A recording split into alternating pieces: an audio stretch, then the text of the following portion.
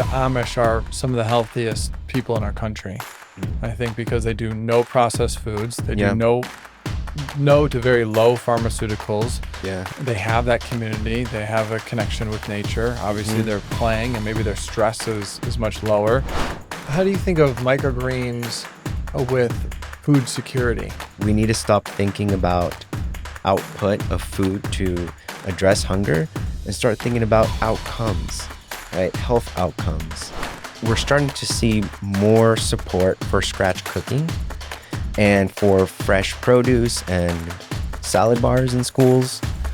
And it's really helping kids at their most critical stage of development fortify their systems. And hopefully, we don't know because it's still going to take time to track those changes, but I would love to see a data visualization, kids' health now, because of the food that they're eating, because it's coming from local farms and it's traceable and sustainable, and how that's going to impact them 20 years from now. So we've been in connection for a few years, kind of like brothers in the microgreens world. Yeah. We've done some business together. Yeah. And then recently, a mutual friend, Andres, brought us both back together. He sends his well wishes. He just left for Colombia a few weeks ago. Yeah, I know. So now he's down there. He was in Mexico so cool. for a few weeks. Yeah. He's been on the podcast, and that was phenomenal. Really? Yep. Did it really, that was amazing. That was like beautiful. Afterwards, his words were like, whoa, I feel like I just came out of a ceremony. That's awesome. Yeah. And so That's it's great. like part of my work is like, how much can I attune to you and whatever wants to happen here and just help to, we've got a good container, and how do we just trust and support whatever wants to come through will come through. That's awesome. Yeah. Very cool. What's your connection to Andres? Well, he was somebody I got in contact with at the beginning, and he was doing his training.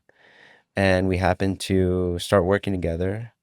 And I think I worked with him for maybe like 6 months. And then that was it until we connected like earlier this year. Nice. Yeah, but he was still a student. And so it was kind of like a good meeting of a kindred spirit, so to speak. And just felt a really good connection with, he helped me out a lot. And me too. And now it's like, I love his approach and his presence, and I think it really resonates with who I am and my spirit and my ideas, and it's just been really great synergy. Nice. Yeah, he's a good one. Yeah. Taking a step back a little bit, give us the 30,000-foot view of kind of your path to this point. Maybe some of the key moments along the way. Help us get a better understanding of who you are in that way. Well, I would say I've always been sensitive to different kinds of energy, and I didn't really understand that until I had a good connection with nature in my college years. Before that, I didn't really do much camping or hiking. I was much more into punk and skateboarding, so concrete and parks. And I realized like in college that I was missing that connection with nature.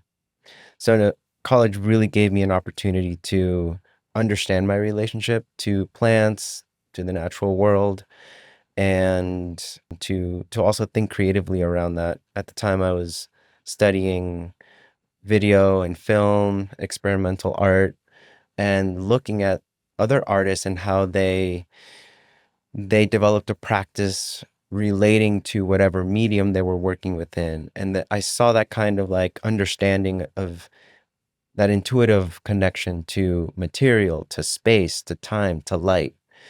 And so I just became much more interested in the concept of relational proximity and connection. And I think that really started to maybe plant an initial seed in me that eventually took me to farming. But I didn't turn to farming explicitly until grad school. I was at MIT and dropped out due to health issues and began to seek my own healing and looking at the layers, peeling them back to see what was actually happening. because Western medicine kept putting me on different medications. And at one point, I was so dissociating from my experience. And I was like, this is what I want to do. This isn't how I want to live. So I started looking at health and nutrition and my lifestyle. And I decided to make a conscious decision to really think about what I was putting into my body. And that led me to, well, maybe there's something about how the food that I'm eating is grown. And so I really enjoyed working with my hands, and I started building hydroponic systems in my basement. Is basically where it all started.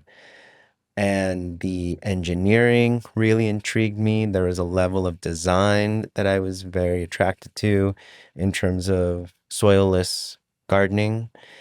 And at that point, too, it was becoming much more of a accepted form of gardening because people were now looking at hydroponics in their own home. And there was a sense of like, hey, we can grow our own food and we don't need a bunch of land to do it, right? That also coincided with the marijuana industry and changes in legislation. And I began to really think about what I wanted to do with my life. And I realized I love eating healthy. I love working with my hands. I'm very curious to learn more about how to grow food. And I need to learn how to do it as an apprenticeship. And so I started seeking out farmers in Ohio, which is where I was staying with my parents. And so I found a farmer that was willing to take me on and to teach me. And he was a biodynamic farmer, also invested in greenhouse hydroponics. And he was looking at all the different kinds of farming applications. So the farm was called Earth Song Farm in Ohio, and it was in the middle of Amish country. And so a lot of his friends were Amish farmers that some of who were practicing organic farming, others that were kind of veering towards more conventional and industrial farming.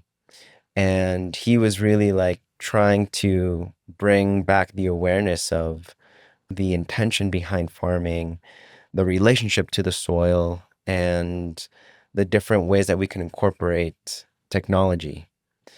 And he just gave me a really good kind of exposure and a sense of responsibility, and I think modeled an experiential learning journey that I'm still feeding off of to this day.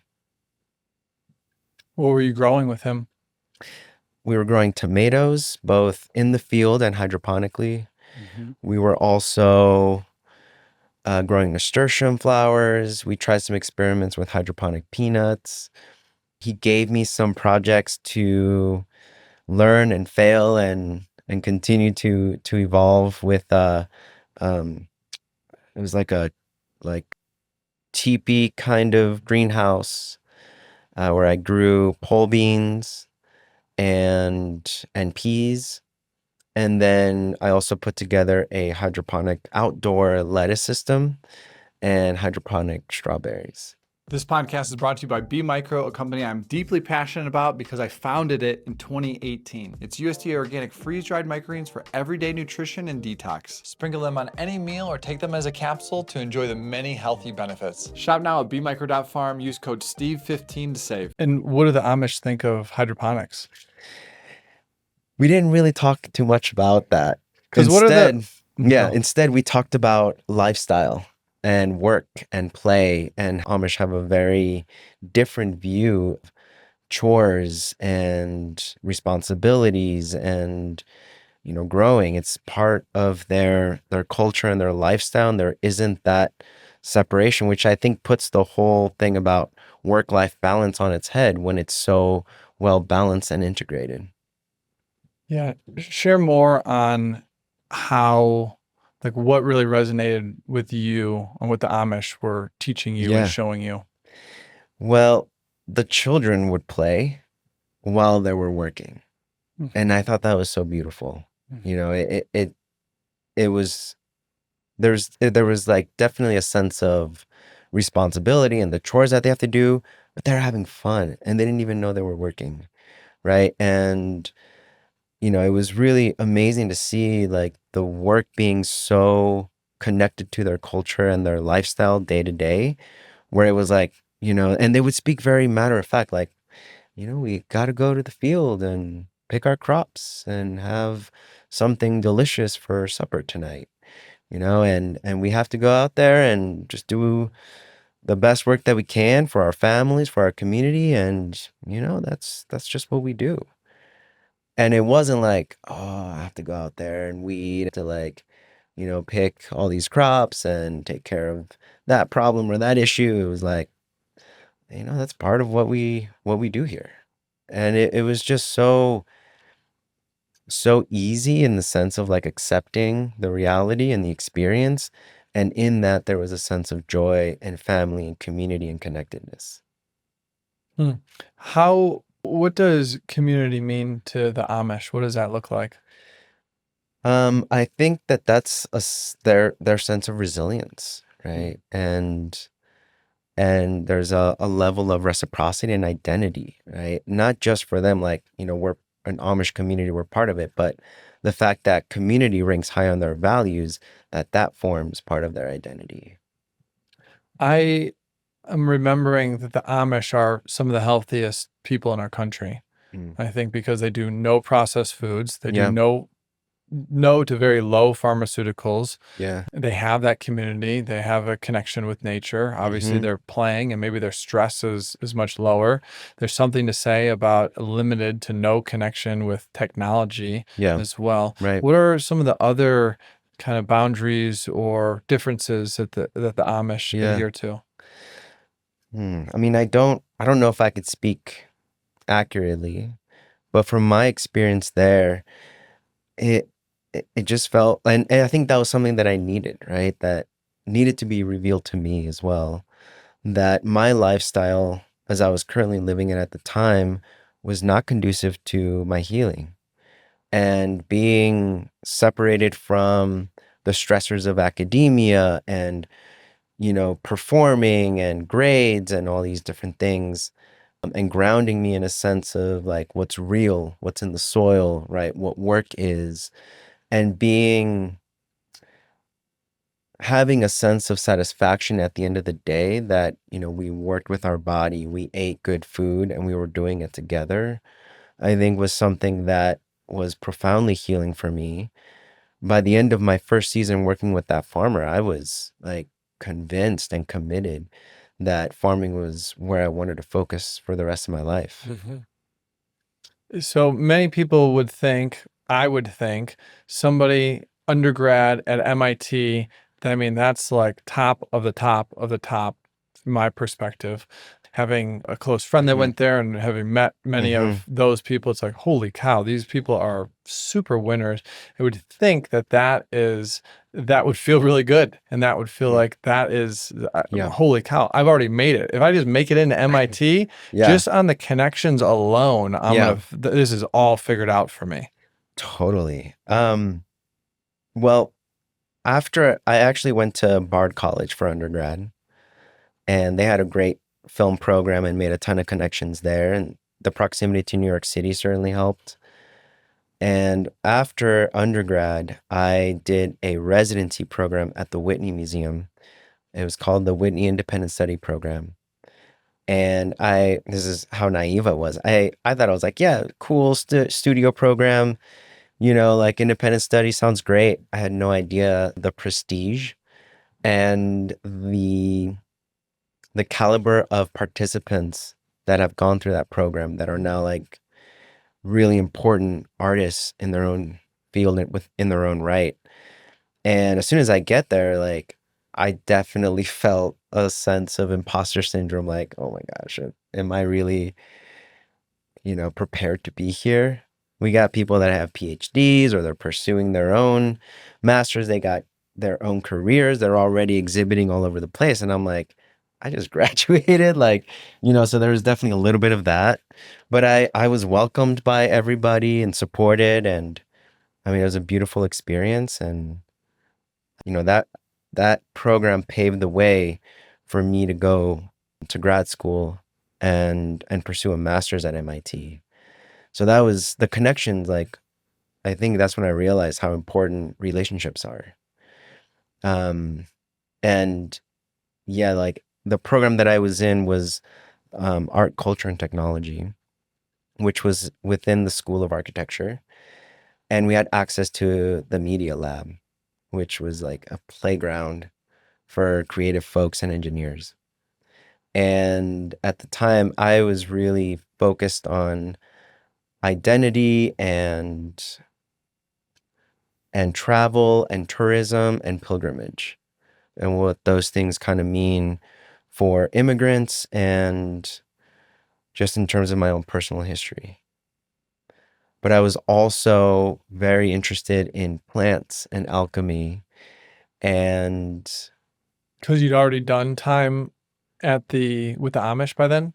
no, this was Oh, right. before. This was This was after. before. But I was reading a lot of books and theories on plant magic I love plant and magic. history. Yeah.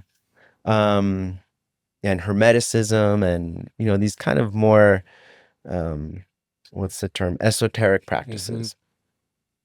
Um, and so I was trying to find a way of like bridging the gap between the political kind of like socially aware art practice that I was developing with the more like internal esoteric conceptions that and practices that I was reading.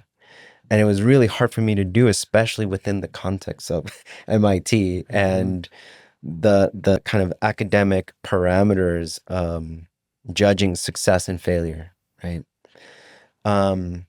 But something really interesting happened is like I couldn't execute. I could not research. I couldn't build the practice that I wanted to, and I felt stuck, and I couldn't articulate that at all. And I was like, where is this coming from? Like I don't know what's going on. And so, that's what forced me to take a leave of absence because it caused so many issues and realized that there were underlying health conditions that I never addressed. And so, it was hard to leave MIT, not feel guilty about it, and know that it was for the best. But something in me or outside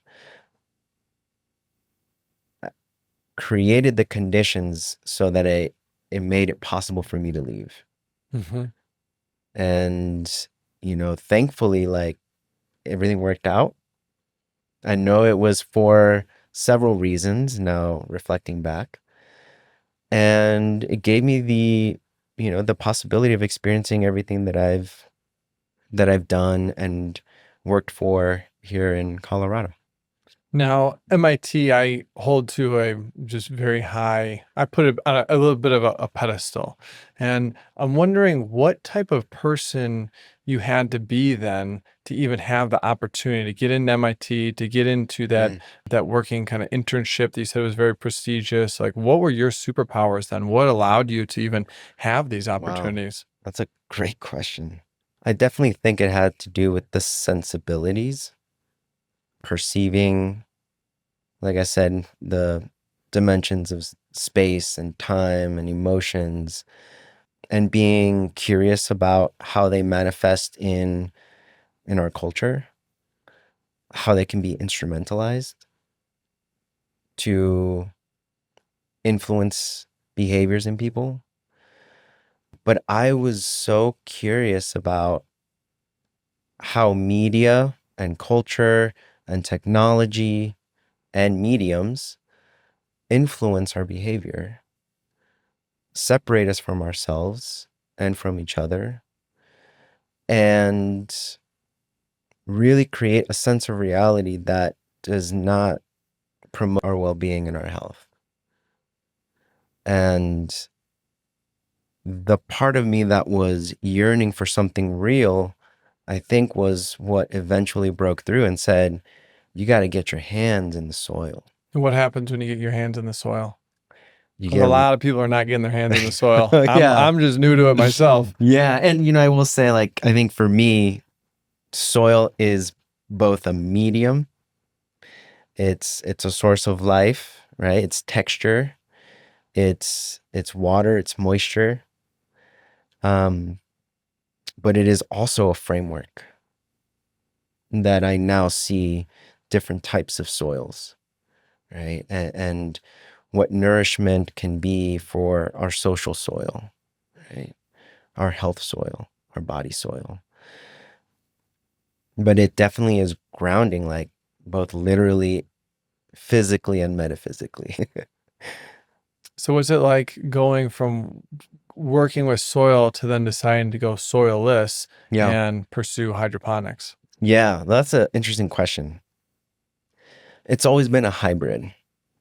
I never really enjoyed pure hydroponics, right? Hydroponics literally just means, working with water. And so I was a fan of automation and control of variables much more than I was about kind of artificial nutrients and kind of laboratory type of growing, right? I was much more drawn to the farm and the greenhouse than the indoor growing facility. And what we created, this was in Broomfield when we first started growing microgreens, was that we could grow in a hybrid manner using a mixture of soilless medium with a little bit of organic matter. It was like cocoa, perlite, maybe some compost in there, and filtered water, no additional like liquid fertilizers or nutrients, and sunlight. And that's how we started growing it. And it wasn't even our initial plan. Like Dave and I came out here in 2013. We wanted to start a commercial lettuce and tomato farm, very similar to the one that I was growing in Ohio. And, we didn't know where to start. Like, we were blessed to have access to 35 acres, but walking onto 35 acres with nothing there, we're like, where do we start? We have a vision of where we want to go. I have no idea how to get there. So what do? We built a barn. That was the first project we did. And, I was like, I have no idea how long it's going to take, when I'm going to be able to like exclusively focus on this. If you call up all your Amish buddies, don't they do that stuff in like a weekend? Right? Exactly. And that's the thing. Like they have such a strong sense of community and working with each other, but we had no community out here. I had no family. I just had him and a couple friends, and they weren't interested in farming. And so it was just me and Dave, like, doing it all ourselves. Especially in Bennett, which is kind of by the airport, kind of on the way outskirts. It's out there. I mean, I got the call from Dave 6 months or so before I came out here. He's like, hey, I found some land. I think we're going to go for it. Like, you want to do this? And as soon as he told me he had secured the land, I was like, I'm there. It took me 6 months to get here, but I came out here and started focusing on that. But I was like, I was eager to grow something. And, we were bringing stuff to the farm in the hopes that we would use it someday. So we had no firm plan. We just had a bunch of material. We built a barn. He got a tractor. And I was like, okay, like, how do we do this? And it definitely felt like we were trying something without a clear destination and hoping to just trust the process. But in 2017, I was like ready to start growing something. And luckily I found a place in Broomfield, moved in with a couple of friends. It was on a half acre, and we got the okay from the landowner to get chickens, to start building gardens, and it had a beautiful landscape already. We just added the kind of like homestead operations. And then it had a lean-to passive solar greenhouse. And so I was like, this is where we're going to grow. This is awesome. So I started growing microgreens there. And I remember having success like super early on and feeling like pumped about it and motivated. And then I was like, hey, we should try and sell this. Like, we're growing way more than we can consume ourselves. So we started looking at farmers markets. I started reaching out to chefs. And around this time was when the whole trend just started to like come on the scene, like 2016, 2017. And it was so easy to make sales back then. So we got a There ton. wasn't a million and one other farmers. Exactly. And yeah. It hadn't caught on yet at a big scale, but a lot of chefs knew about them, and they were still kind of like, like a niche product. And, I came in, packaged it up real well, told them our story, and they were like, yeah, I'll get a tray or two a week, and I was like, okay, that's awesome.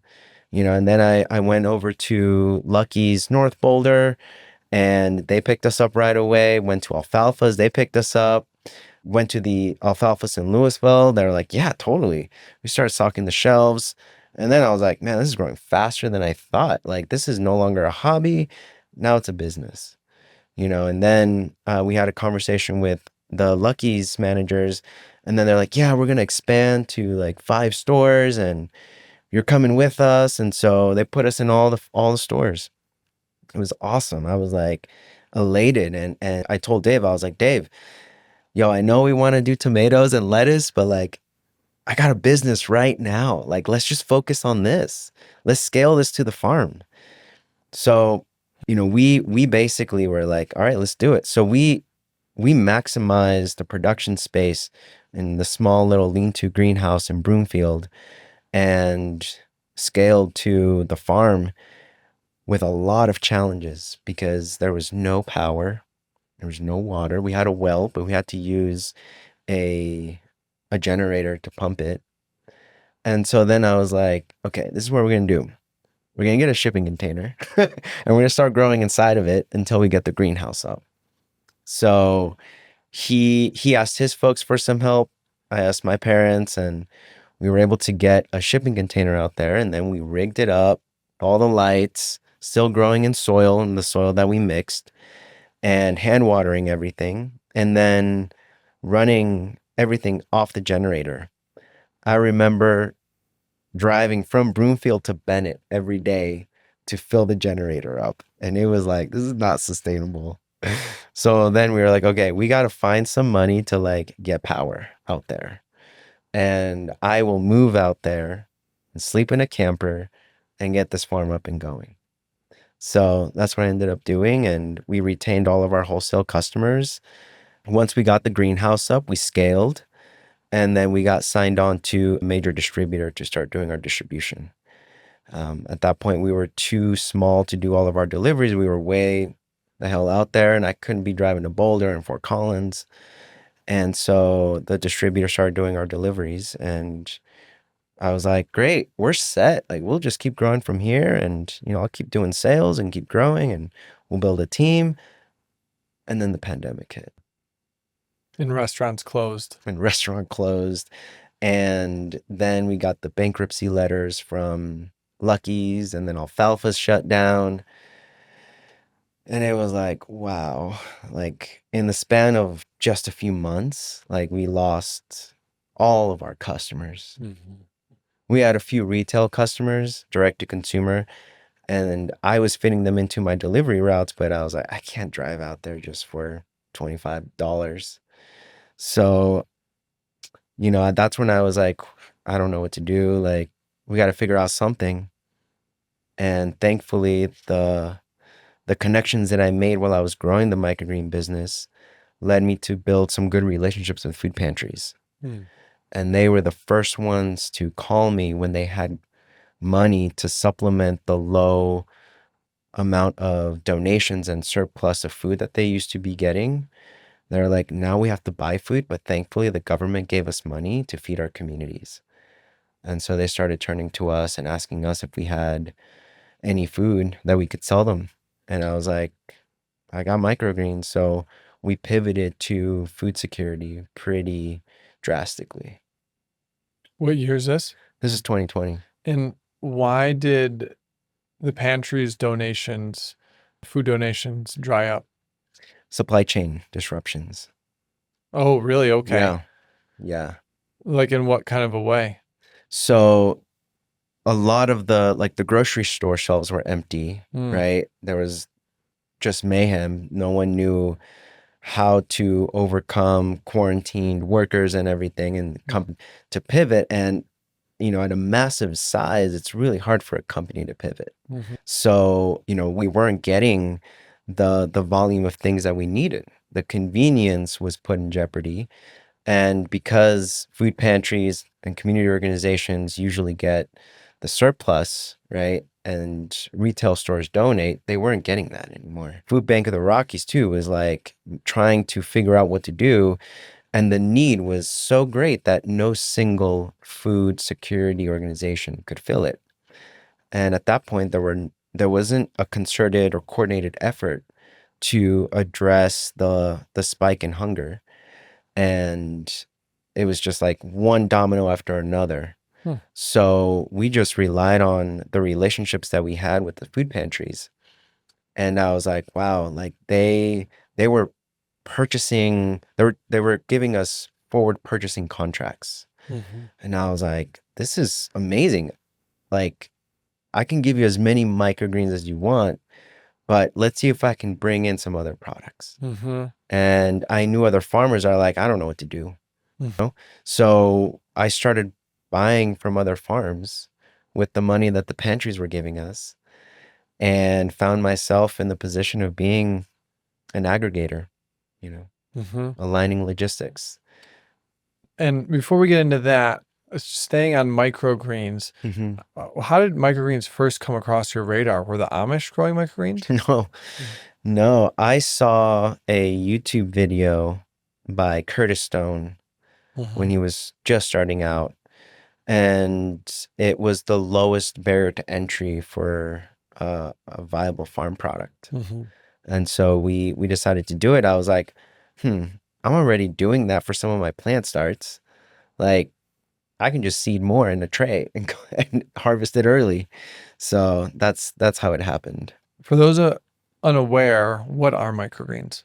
Yeah, so microgreens are the same plants and vegetables that you would see as a mature broccoli or, kohlrabi or radish. And they're harvested 10 to 14 days, depending on the variety, sometimes longer, sometimes shorter, depending on the season, for optimal nutrition and flavor and texture. And so you can produce a lot of food in a short amount of time with minimal resources year round. How do you think about the nutrients with microgreens? Yeah, I started to follow the research of Dr. Rhonda Patrick, I think now she's kind of like a celebrity researcher, scientist. Yeah, I mean, if you get on Joe Rogan 4 times, and you keep saying broccoli microgreens, microgreens, it's gonna come on. But she's done a ton of research, and there's been a lot of studies already on the phytonutrients and micronutrients, microgreens, and the concentration of those nutrients. I feel like I attribute my not getting COVID during COVID to microgreens and obviously some other lifestyle choices. But I have such high gratitude for microgreens as a food and then also as a crop that gave me the opportunity to build a business. If you were to personify the plant, who is it? What is the spirit of microgreens? Wow. I would say it's a youthful, high energy spirit with the confidence, being able to do anything and everything, even if it doesn't know how to do it. It has what it needs to figure it out. They're so resilient and they communicate extremely well, both in the greenhouse and in terms of your health. And they're very forgiving too. So that kind of spirit. What was your favorite part about working with them? Their character. It's so cool to see how they exhibit different characteristics, from a sunflower to a pea shoot, to cilantro, radish, and how they're able, like, we stack our trays still to germinate. Mm-hmm. And it's just amazing to see them lift up, like literally just spring for joy and for sun. And it's so cool to get a chance just to understand their language and their personalities and what they like and what they don't like. And then, sampling them every week. What about being in that greenhouse, just working in it? Beautiful. Surrounded by thousands, tens of thousands of Yeah. plants. Beautiful. When everything is going so well, you feel a sense of harmony with the plants. They love what you're doing, the care and attention. Everything's working out. Perfect amount of water, light, air circulation, humidity, like temperature. Those are the days that it's like you feel like so good and so connected. And I loved working in the greenhouse. Before the pandemic, that was all I did. Life was simple, let's say. I just knew that I couldn't be in the greenhouse when the need was so high. And I had to figure out something else.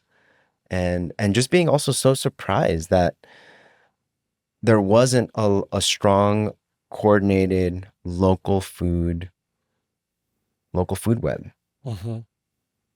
What about connections with other microgreens farmers? Yeah. What did that look like? Honestly, I didn't have a ton of connections with other farmers. There was one farmer that we would exchange some ideas with back in the day. What's his name? I'm blanking on his name. In Colorado? Yeah, in Andy? No, I knew Andy. There was another guy though. Where was he located? I'm gonna say like Englewood. He mainly grew tomatoes. Oh, okay. And he got out of it. He got out of it, I think. Okay. I think we lost touch, but then I think I know who you're talking about. And then he got into supporting greenhouses with watering or with lighting or something else. He started selling into greenhouses. Oh, I'm not sure about that. Oh, different guy maybe. Okay. Yeah, I haven't spoken to him in a long time. But yeah, I mean, I think at that point it was like Andy and us that were primarily the main growers for restaurants and doing it at scale. Mm-hmm. And then there were some like smaller farmers that had like a handful of restaurants. But I think back then I feel like that was it. What could the microgreens industry use more of today? I think an association of sorts, like a trade association. Agreed. I think I've tried. I have. Awesome. Mm-hmm. What was your experience with that?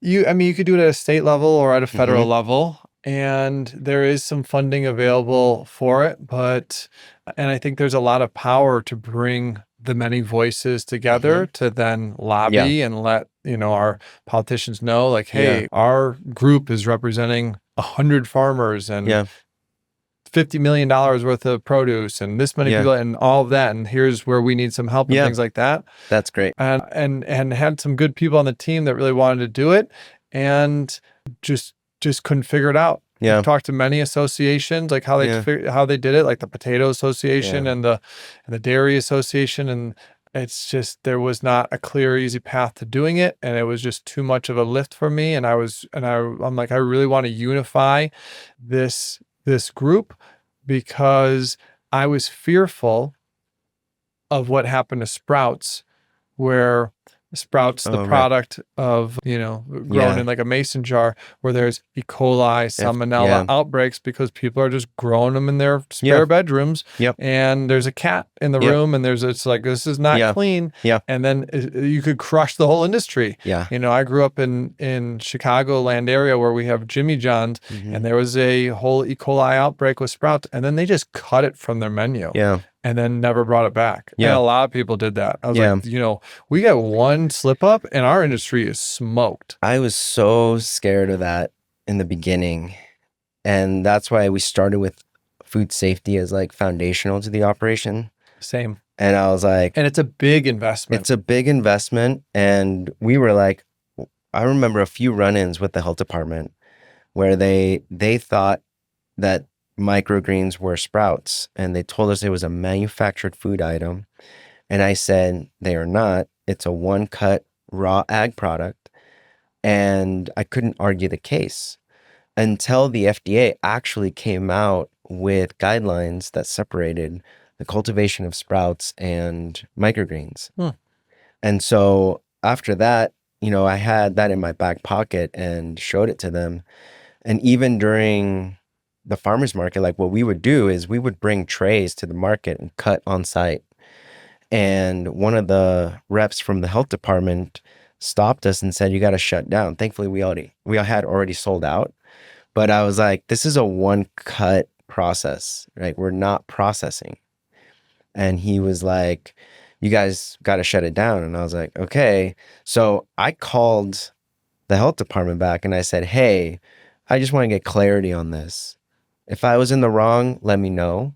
But if you're in the wrong, like, let's figure it out so that future microgreen farmers don't get hassled. And the conclusion was that they are indeed a raw ag product, and that the new guidelines hadn't circulated through their department yet, and they apologized for the inconvenience. So I was like, okay, great. But pretty soon after that, we got GAP certified, USDA, and we had that as part of our certification list. Yeah. What microgreen do you connect the most with? What are you eating the most? Nowadays, peas. Yeah, I've always been a fan of peas. So delicious. Yeah, I love sunflowers. They're messy though. It's they tricky shed, with the seeds sticking to they them. shed a ton of seed hulls. What's the best way to get the seeds off of them as a grower? It's a good question. We wet them as soon as we uncover them, and that cleans them a little bit too. Oh, okay. So it's like mist them? No, we actually just use our filtered water and just spray them. Okay. There's a little bit of food grade hydrogen peroxide in there, but that's about it. We kind of run our hands through them. And I do know that like just wetting them helps loosen the seed hulls even more. But again, like we usually just, try and like touch them as minimal as possible, Yeah, I think peas right now. They're also because we have a USDA LFP grant to purchase microgreens. So let me back up. We have significantly kind of maybe not downside is a wrong term, streamlined the production to only growing peas, cilantro, and radish. Like we used to grow all the others as well for restaurants, but ever since we started working with community orgs and food security organizations, like we started to just streamline to those three varieties. And my other company, Hearty Provisions, received a USDA local food purchasing cooperative agreement that it is basically direct purchases for food security, and USDA reimburses us. That's a pandemic era program that's set to end, I think, like this month, right? So we've mainly been growing a ton of peas for that program. And it's cool because, they're now being enjoyed by families that wouldn't have been able to access them otherwise. And what day are you harvesting the peas? Oh, let's see. I think kind of varies depending on the I would say season 10, and the weather. day 10. Yeah. Mm-hmm. Yeah. Yeah. And how are people mostly using them? I don't know, actually. It's been a while since I've actually spoken to Because you can just someone eat a about it. handful. You can put it on Yeah. your eggs, your salad, your sandwich, Yeah. whatever. You just don't want to cook it. Right. Yeah. I mean, I don't know how most people do it. I just put them in as a portion on my plate, sometimes into a salad, but usually just by Do you ever themselves. just juice a bunch of them? No, Do I've that. never juiced them. Juice them. That's my way of like when I Okay. was early Cool. on testing. I'm like, Yeah. which microgreens do I move into? And I was Yeah. like, really, I've always been led in like just a Yeah. intuitive, prayerful way. Yeah. And part of that early intuition was just juice them because when Yeah. you juice something, it's like an IV right Right. into your Right. blood, Right. and then you Right. get the full like concentrated Yeah. power of it. And some of these, for me, hit like lightning. I'm Really? like, what the heck? Wow. and Okay. and peas didn't do that for me. I think peas are closer to like a lettuce, which Mm-hmm. is awesome. But the cruciferous, broccoli, Broccoli. radish, Yep. cabbage, is just like, what the heck is this? And maybe Yeah. that's what my body needed and Mm. craved. And it was like the medicine perfect for me. But I Right. was like, Right. I'm buzzing. Yeah. I got to move into this. This is Yeah. I definitely felt that. I mean, I've put them in smoothies.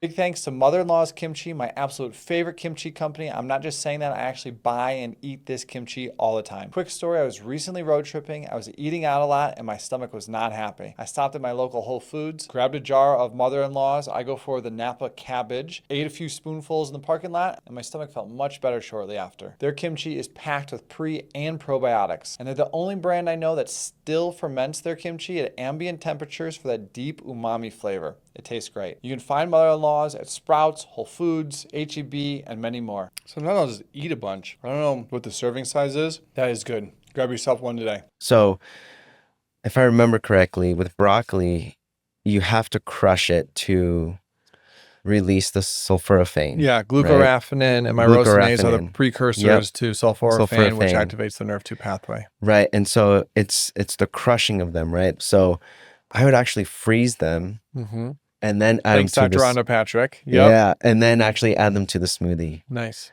That's how I would enjoy them. And what do you know about sulforaphane, broccoli? What's Dr. Rhonda Patrick saying? Yeah. Their detoxifying properties, their neuroprotective properties, and anti-inflammatory properties. Yeah, and who do you think that's best for? Everybody.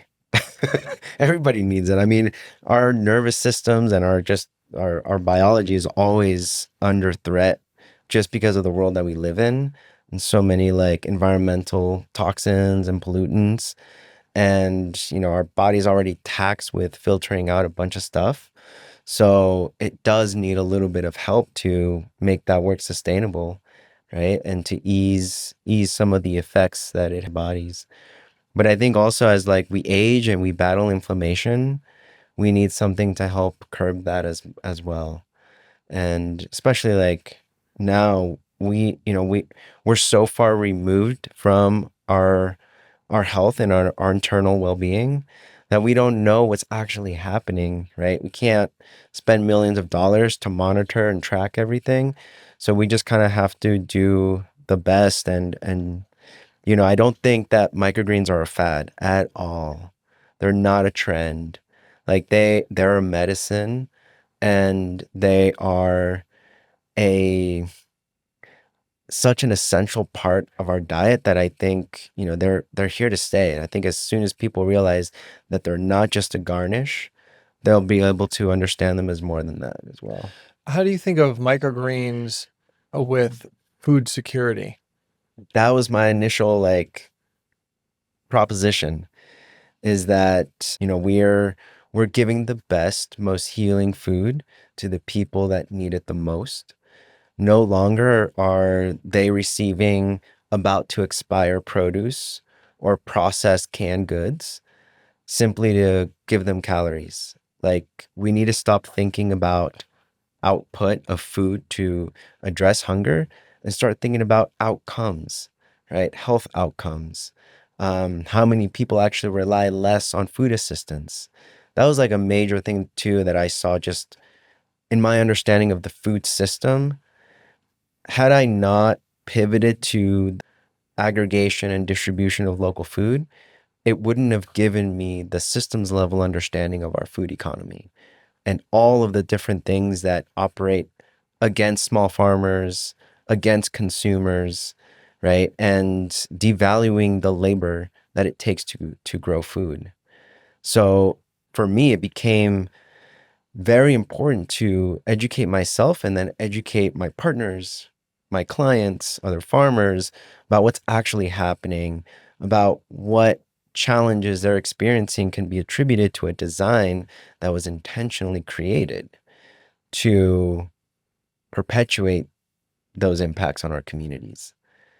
And then it became a political thing for me, which is what really drove me to invest my time, effort in distribution as a form of resistance to the way the food economy had been structured and the way the flow of food had been engineered to create food deserts, or the correct term, like food apartheid, to directly impact and target certain communities. Would you give us the 101 or the State of the Union on some of these food structures and systems as you understand them? Yeah. So, there's very clear evidence when you walk through certain neighborhoods of the lack of fresh food, right? Not because people don't want it. Everybody wants, like you said to yourself, as soon as you get a taste of it, like you feel it, right? Your body Your wants body it, wants it, needs it, feels good. So it's not because, people don't want it, and it's not because they don't know. It's because there's no access to fresh food, right? It's been designed to keep fresh food out of those communities, right? And I see that as an intentionally designed food system that prioritizes one community over another. And when I think about the people most impacted, they're usually people of color, immigrants. And when I think about the hands that grow the food, they're usually immigrants from Latin America and people of color. And so that opens up the whole view of a history of agriculture that's predicated on the oppression of people and the theft of land and resources, right? So during the pandemic, it really just became so clear of how the history of agriculture directly informs and sustains a food system that is not serving all of our community's needs or have our best interests in mind. So for us, it was very critical to come to food distribution with that awareness and to reimagine what a food system would look like that honors the farmers that grow the food, that honors the animals that are processed into the food that people eat, and the land that this activity is on. And then also having an open discussion around who owns that land. So for me, it was really not just a matter of like, oh, hey, we got to go feed people. It was really like, this is our opportunity. We have money from food pantries and we have a lot of grants from the government to help address the the failures of our current food system, because we can't afford to not do this work and suffer the impacts of future pandemics or supply chain disruptions. And for me, it became much more of a personal effort or engagement, because I started to see the parallels between my healing journey and the healing journey of the food system. So it's so easy to kind of hate on the government. So easy. Too easy, unfortunately. Who's doing a good job? What agencies are giving you these grants? Who you want to shout out and be like, hey, thanks for that money. Send me some more of that money. Yeah. And because we're going to do real good work with it. Yeah. I think everybody's trying to do good work. right? I think the problem is that there's not as much time to slow down and understand the impact of decisions that are being made at the table in a manner that builds empathy and understanding for the lives that those decisions are impacting. And, certainly like a lot of our representatives really work hard to hear the people, hear our community's needs, and go to bat for us on the Hill or, at the legislature. And what I think is really crucial is look at what happened during the pandemic, right? Like we were in a state of emergency that we emerged from. And now let's look back and see what worked and what didn't work. I think there was a lot of community foundations, Colorado Health Foundation, Community First Foundation, Denver Foundation. A lot of community organizations came together to find the funding and move their funding around to fund projects that were doing systems changing work. USDA also came out with some really great grant programs. And those resources are no longer available. Like last year was when we started to hear about the deadlines of grant programs and funding that was sunsetting because, hey, the pandemic's over. So is the funding. But we still didn't solve hunger. And very few people are talking about, yeah, but look at what we did. Look at what we created. Look at the interventions that gave us a glimpse of what a sustainable, transformative, regenerative, healing, compassionate food system actually looks like. And there's still so much more work to do. There's still so much more capital investments in infrastructure, but hey, we know what to do with it now, right? The coordinations are there. There's an awareness of who's doing what. There was a point of just the landscape became clear. Who's doing what level of influence they have, what has been happening over the last 25 years, and how do we work together to truly have a transformative impact on the food economy.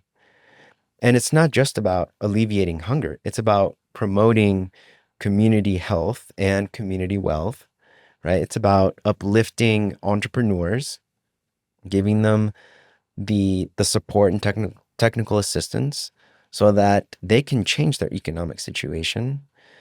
And what we gently touched on just a few minutes ago, it's about collectivizing our knowledge, our experiences, our talents as farmers, as microgreen farmers, to say, hey, what's next?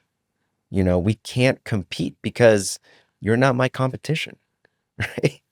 Like, how do we cooperatize our operations so that we can all move forward together? Because simply sustaining and building a business is not really enough anymore. Mm-hmm. Yeah, if you wanted to leave microgreens farmers in particular with one mission, one kind of plant one seed in their mind, what might that be? I think it's let's figure out what the future of collaboration and community care look like. How do we turn the individualist entrepreneurial competition into mutual aid, collaboration, and cooperation? Where are you optimistic right now within our government? And where are you optimistic? I mean, Yeah, I would say my optimism has really been founded on the journey, the distribution companies that I started with Dave. So East Denver Food Hub proved the concept of a resilient local food supply chain, of not compromising our values and still creating a viable business. And now last year we rebranded as Hearty Provisions because we moved to the West Side. And Love it. The website looks oh, great. It thank all you. looks great. Thank you. And Heartyprovisions.farm? .com. .com. Yeah. Okay. And what really excites me is bringing fresh local food to schools. It was a very, very long journey to even get schools to think of us as a viable purveyor and supplier, as a partner. It was just easy to work with major distributors. But we've been able to bring in more local food to students in the last 3 years than was ever possible in the last 25. And that's what brings me a lot of hope, because now I see that schools understand how important it is to source locally, to keep dollars in the community, to keep funding small family farms and keep startup farms from failing. And that is now opening the door to regenerative farming so that we can incentivize the sales for farmers that want to transition, have thought about transitioning, and now we can have an impact on climate change through the sales to schools, hospitals, food service companies, restaurants, and retail stores. And I think that's when you start to see that customers are no longer just buying, they are proactively creating the future food economy that we want to live in. Share the difference between how kids at schools that you partner with today were eating and what meals with your support look like now. Yeah. I mean, pizza every day. Sounds pretty good. Still pretty good, Pretty right? good, but makes my gut hurt. Yeah. Makes me sleepy and sometimes mad. Yeah, right? Definitely. Just like makes you feel good for a little bit and then just drops you, right? You know, I think that we're starting to see more support for scratch cooking and for fresh produce and salad bars in schools. And it's really helping kids at their most critical stage of development fortify their systems. And hopefully, you know, we don't know because it's still going to take time to track those changes. But I would love to see a data visualization, kids' health now, because of the food that they're eating, because it's coming from local farms and it's traceable and sustainable, and how that's going to impact them 20 years from now. How that is going to change their habits and their awareness and their education, and their sense of community of like, man, this cantaloupe was grown in Rocky Ford or in Pueblo. You know, these peppers are from Greeley. Hey, they're actually right down the street from, you know, the school that I go to. And their sense of understanding of Colorado agriculture is more than just like information. It's their sense of community, of where they come from, of what it means to be in a state that cares about their food and their well-being. And, you know, I'm a little bit jealous, to say the least, but they're going to be so much better off, you know, than even my generation. And you know, you asked who you want to shout out. I want to give shout outs to the school districts that have partnered with us, that have put their faith in our work and believe in what we're doing. You know, I want to shout out Greeley School District for taking a chance and buying microgreens. Obviously, Boulder Valley School District, Jefferson County, Adams County Health Department have been great.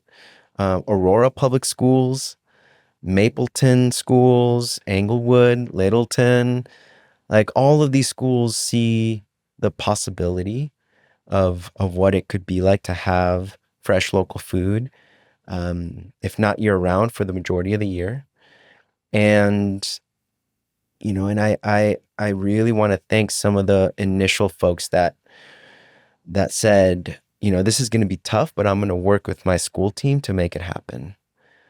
And hopefully that might create more opportunities for additional microgreen growers to have a steady flow of sales, knowing that their products are going to feed, kids' bellies. That's beautiful. I mean, we got to protect and uplift Yeah. these kids, and sometimes I get a little anxious about the kids and where they're Yeah. at with technology, their Yeah. food, their thoughts, who Yeah. their mentors and leaders are, who's teaching them, and to know that they can find at least some cornerstone, one meal a day, Yeah. to help, to something to push off of, something healthy and clean and Yeah. clear, something to help them to think in a clear way and know Yeah. what the truth is.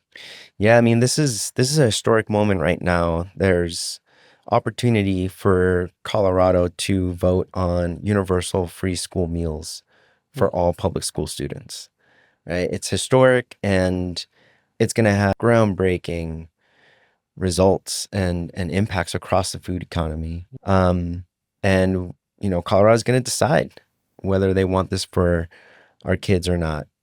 And I'm out here just promoting it and being a voice for farmers and school authorities that want to see this change happen. And whether or not it will go through really depends on how deeply we care about it and how much we talk about it. But even if it's delayed a few years, it's bound to happen, because that's part of the healing journey that we're all on. It's how politics heals itself in that sense. How do people learn more about this? What's this Yeah. called? When's the vote happening? Yeah, two organizations that we're working closely with is Hunger Free Colorado and Nourish Colorado. They're doing a ton of work and coordinating efforts. We're also going to be holding a series of events and town hall meetings with representatives at the Food Hub.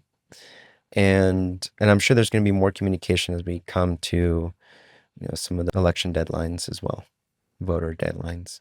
Well, keep me in the loop on that. Would love to help promote For that sure. and even be on the ground and help to Yeah. document some of that and help just amplify the voice wherever I can.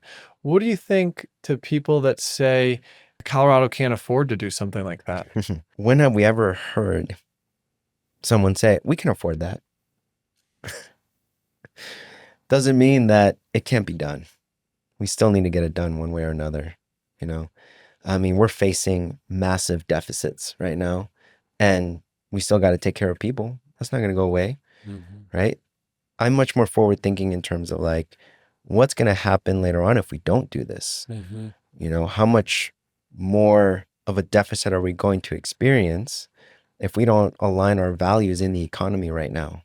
What about people that say that they can't afford to eat microgreens themselves or to eat food that's, flowing through your organization? Yeah. They can't eat local. They can't eat that fresh. They're We have a lot of options to support people. And we work with a ton of partners that provide free food assistance. And, we also have been focused on doing everything we can, even as a for-profit, to make sure that our communities are taken care of. We've never turned anybody away. There's all there. And at least for me, like, the universe has never left me high and dry. And that's what it's taught me. So my team is always down to figure out how we can support a family or an individual. But we've never turned anybody away. We've always found some way to feed them or to help them connect with an organization that can support them.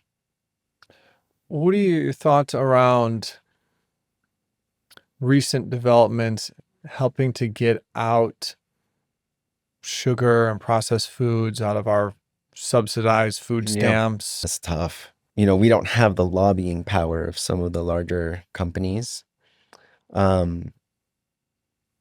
mean, it's almost like one way to do it is legislation, right? Sugar, I think it's like the sugary drink tax or something like that can go fund additional initiatives. Boulder has something like that. I tend to feel like we're not going to win on legislation, at least that there's lower hanging fruit in terms of policies, other policies that we can pursue. But I think that there are ways of incentivizing healthier decision making. And part of that has to do with providing access, right? Is, for example, the schools that are getting local food are looking at ways of promoting Colorado agriculture. So October 1st is Colorado Proud School Meal Day. And it's a big opportunity for schools to showcase Colorado products. So, I mean, I'm for legislation of limiting and regulating sugar. That would be amazing. I don't know if that's going to be feasible, but and I other think, like dyes and processed ingredients that are really just yeah, very poisonous. yeah. I mean, I've been very fortunate to travel to other countries in Europe, and they don't have the same. Even Canada Yeah, doesn't have, their Fruit Loops are different than our Fruit Loops. different. Their And they're products talking don't like, have we that. can't do it. We need I this know. red 5 in there. It's I like, but you're know. doing You it in the don't rest of need the it. world. Don't BS I us. Your business know. is not going to fall apart. Yeah, and that's like the biggest evidence, right? Is that like it's happening all over the world. Like, why we don't need them here, right? So I don't quite know what the agenda is behind that, but I do know that it is possible to continue enjoying the same products with those things, and no one would even notice, right? So I definitely think legislation like that is important. That I think is a battle for others to engage in. I just want to make sure that if there's a transition, that we have the supply of ingredients to create better food products. What are you eating These days, Mm-hmm. so I'm rotating my proteins. Right, I eat a lot of salmon, and I just my neighbor at the farm raises cows for himself, and we all went in on a quarter share. So Get that raw milk too. yeah, That's right. the rule, right? In Colorado, Yeah, if you get a quarter yeah, share of a cow, you get raw milk. yeah.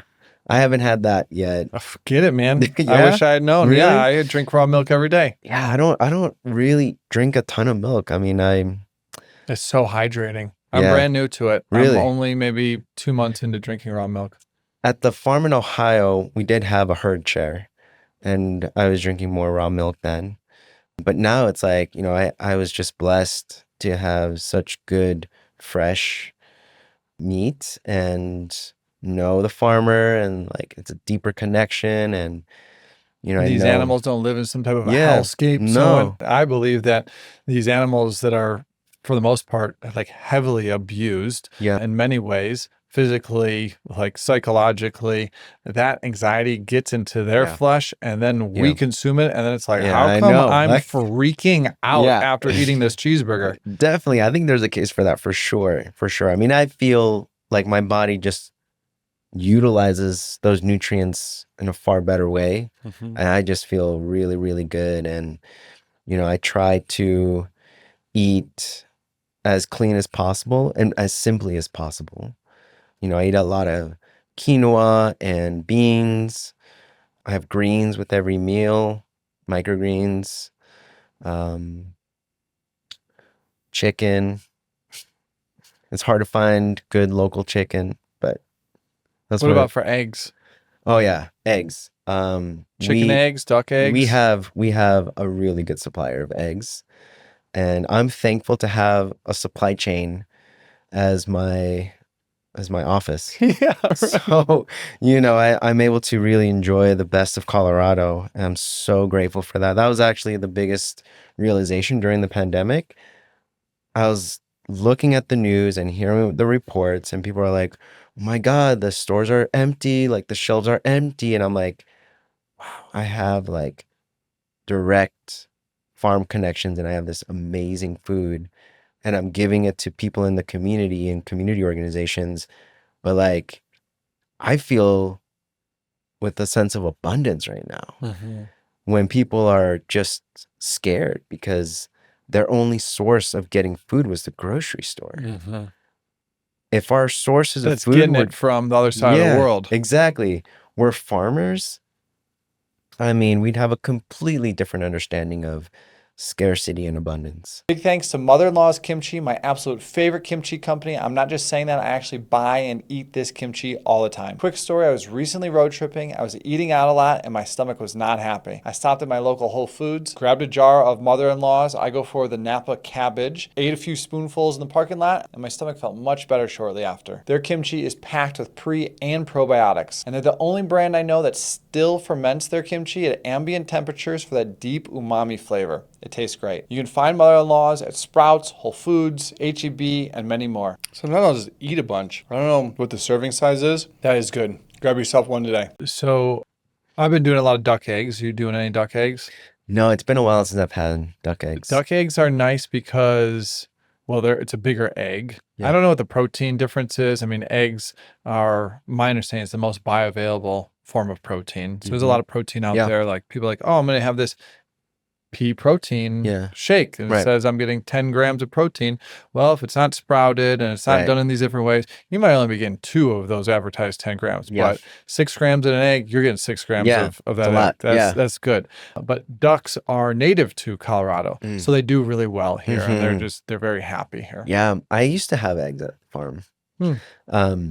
To be honest, I haven't had as much time at the farm as I used to. Usually between Dave and I, we alternate days going in the morning, and we get our micros and bring them back to the hub. But the operations at the food hub require so much more of my time than the farm does right now. The farm is practically being managed by 2 employees, and the majority of our time is spent in the warehouse. So I get a chance to talk to producers and strategize with them, production plan with them, to manage our team, and to build new partnerships across the different sales segments. But I wouldn't be able to do that if I had a really bad diet, if I wasn't taking care of myself. So like I've learned that in order to make the work sustainable, enjoyable, right, to be able to maintain my decision-making capital, I have to eat right and I have to sleep well, and really doing a ton of work to feel good.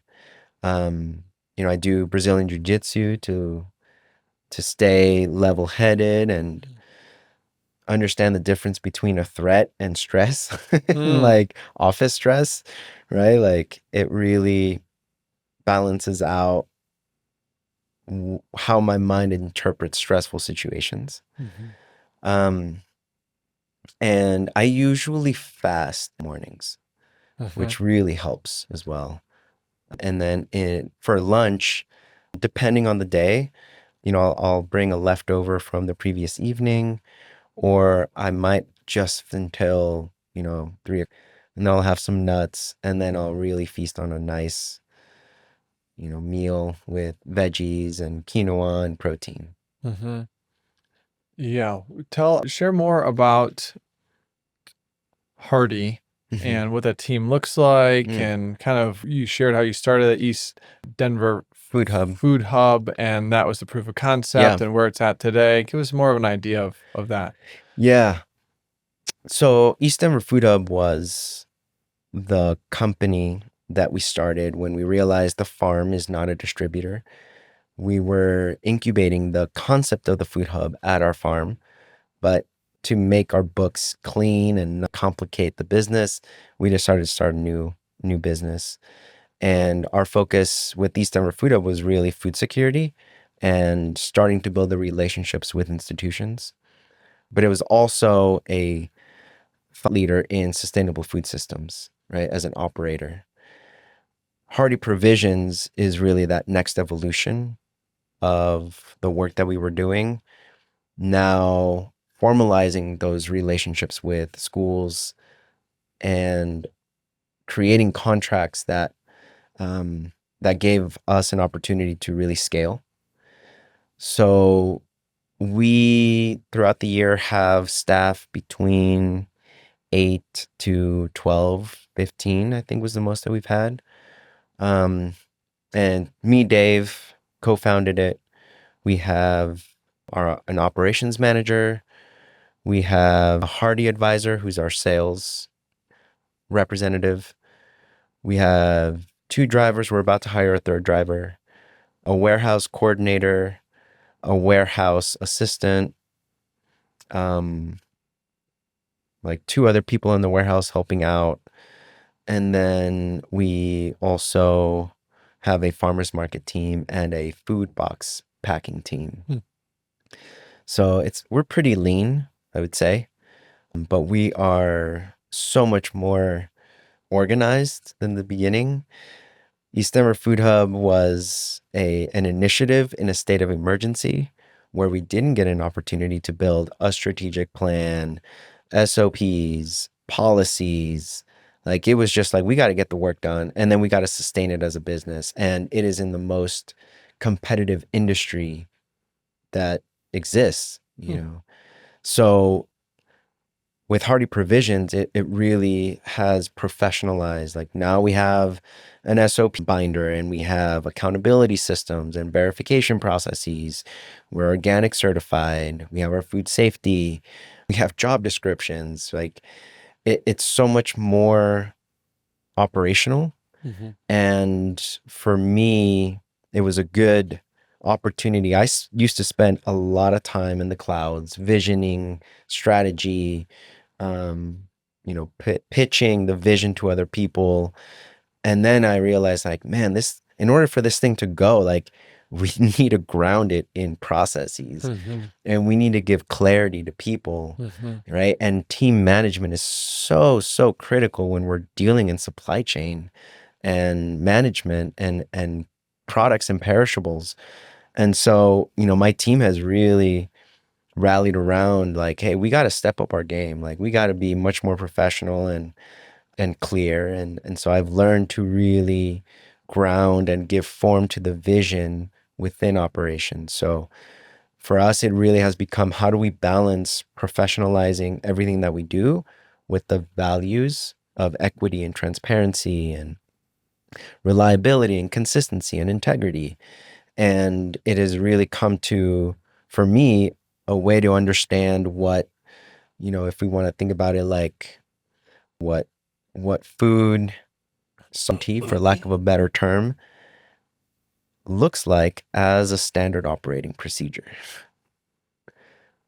If that makes sense. Yeah, SOPs are important, especially when trying to scale or bring new people in, or like, hey, can you even do this job? Right. Yeah, my B Micro is SOP'd, and now Cool. Almost fully SOP'd on Planet Frequencies podcast, but it helps a lot, especially with bringing in editors and like, hey, here's what you do. Yeah. And instead of trying to like tell them over and over, it's just like, man, I've worked with so many editors. That's where I feel the SOPs the most is when it's like, trying to find that person or needing many of that kind of a person, or there's a high turnover with that person. Yeah, you got to have those standard operating procedures. Here's the steps 1 through 10. This is how you do the job. And if you see any way of improving on it, please let us know. Otherwise, just do this job and it's going to be great.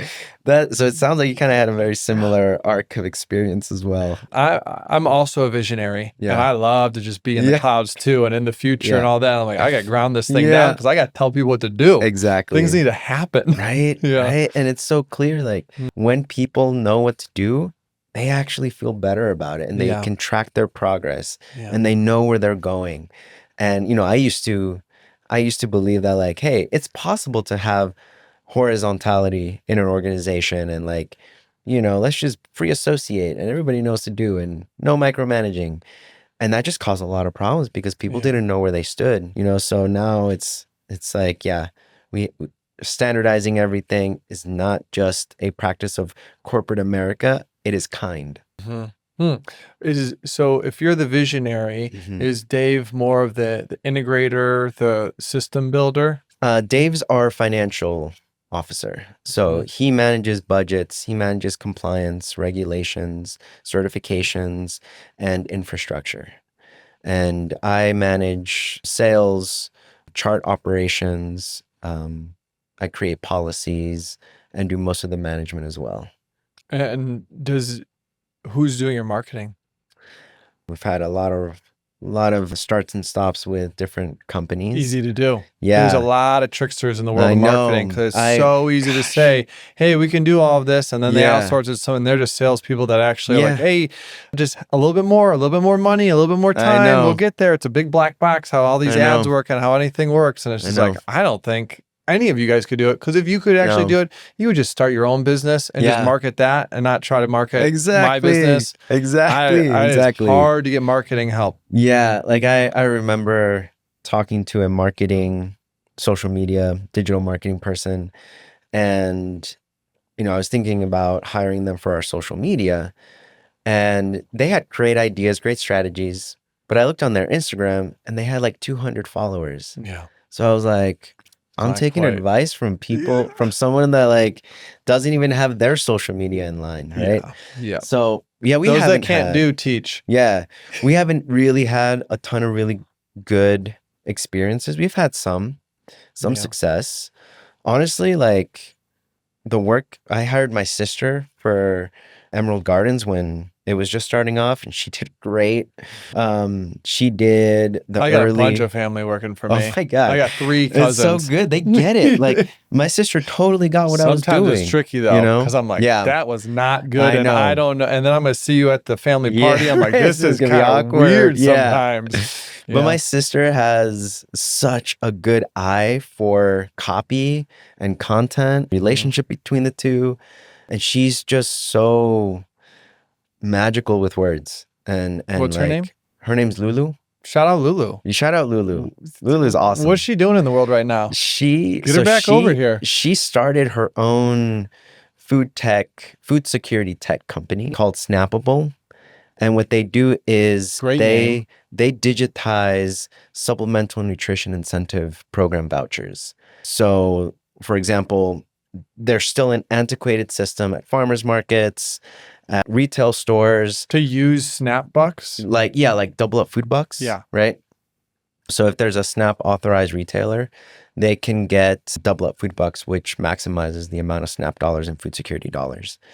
And they're still using these like paper vouchers. And so she created an app to digitize that and a card so that it just modernizes the whole transaction. And where they want to go is actually be able to pay the farmer or the retailer ahead of time to cover the gap so that they don't have to wait for the reimbursement of those double up dollars. And it's a great idea, great company. I think she was at Techstars and did a pitch competition and got a ton of support, and she's doing great. I think it's in process, and I just hope that we'll be able to work together. We actually started a farm stand at the farm, and we got SNAP authorized, so Emerald Gardens can take SNAP payments, and we can sell micros through SNAP. And then hopefully when we really launch the retail store, we'll have Snappable there and can showcase what she's doing and hopefully get other retailers on board. But I think it's, going back to I was just thinking the operations, one of the most recent things we did was I hired a chief of staff, which is, I think, one of the first things anybody should do. That should be like your first employee. Yeah, why is that? They are amazing. They understand systems, interconnections. They can identify inconsistencies in the different components of a business, help you de-silo and manifest an integrated approach to the operations. They're great in terms of bouncing off ideas and strategy. They can do a ton of research for you. They streamline and help you stay on task for your quarterly goals. They help be a second pair of eyes on an audit or a financial audit health of your business, and then co-create frameworks and strategic plans, milestones, so that you know how to map the next quarter, the next year, the next 5 to 10 years, and then really help you stay on task, on track, because when there's no one above you, it's so easy to veer off track. Me and Dave try to hold each other accountable, but On one level, like we're friends. On the second level, like we're business partners. And then it's like, we want to give each other sovereignty and autonomy. But like when we have a third party that understands everything and is holding our best interests as well, it really helps to help each other stay on task, and improve our communication and our workflow and our dynamic. So if I had to go back in time, that would be like the first thing I would have done for East Denver Food Hub. And how do you find someone like that? Shout out to V-Chiefs or V-Chief, awesome online placement company for fractional executive support. V-Chief. V-Chief, yeah. Okay. We worked with You get a discount code for them? I don't, but if you drop my name, I do get, some credit, Nice, which is good, awesome. good. But they are so amazing. They have superstars on their rosters and Yeah, real pros. Sometimes real it's pros. like started for me. I'm like, oh, I started this business and I'm a real pro. I sold software for 10 years. I know that, but I don't know any of the other parts of the business. Yeah. I'm like, sometimes I try to hire in those pros. Yeah. And I'm like, but I can't always identify. I'm like, Yeah. are you really a pro? And then you're in the business. I'm like, No. I think I'm teaching. You're more like Yeah. an intern. What the Oh heck my is going gosh. on? I That know what you're happens so saying. many times. Yeah, I've been there. I hear your pain. I reached out to V-Chief. It was another tip that I got from my sister because she hired a V-Chief for when she was starting Snappable. She's so smart. She sounds amazing. She's awesome. And and then I recommended V-Chief to some other folks, and they've had great experiences. So the first one we hired was a fractional CFO, and he just like did amazing things with our cash flow, with our financial systems, did a very clear audit, and left us with an amazing deliverable of just like a really great sandbox spreadsheet. And now we're working with the chief of staff, and they just come in and like hit the ground running. It's like there's zero onboarding, and they just know. You give them access to information, and they just know. It's like where AI wants to be in like 50 years. Oh, It's wow. a real person. And that's the thing. Like AI is actually its manifestations to become a real person. Wow. Like, yeah. Talk about AI in your business and Yeah. even in your life. How do you see AI? How do I see AI? As a tool, with a lot of checks and balances. You got to have a lot of checks and balances. I think a lot of people are enthusiastic to use it because it's like an oracle, but it really reflects what you put into it, right? So I use it as like another pair of eyes to check my own assumptions, and then to create frameworks, policies, procedures, scenario planning, financial synthesis, or even just to help me understand ways that a particular initiative or strategy might play out. And for research, I know that there are other ways of using it, but I think we're still learning to do it in an ethical, streamlined manner.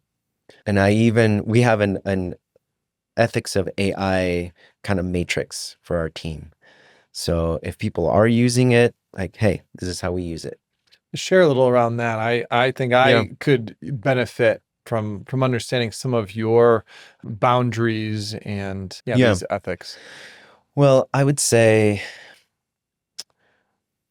we want to use it to promote integrity and to help us learn and grow as human beings.